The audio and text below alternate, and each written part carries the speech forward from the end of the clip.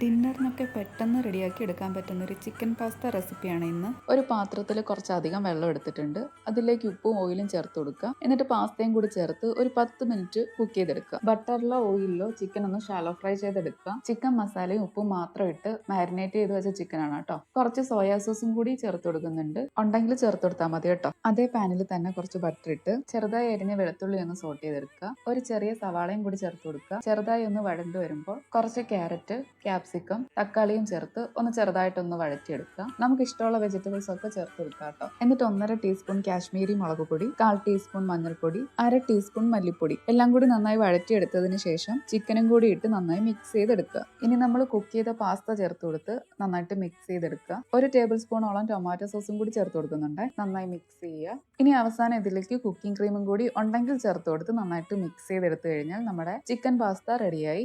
നല്ല ടേസ്റ്റി ആയിട്ട് പെട്ടെന്ന് ഉണ്ടാക്കാൻ പറ്റിയ റെസിപ്പിയാണ്. എല്ലാവരും ട്രൈ ചെയ്ത് നോക്കുക. താങ്ക്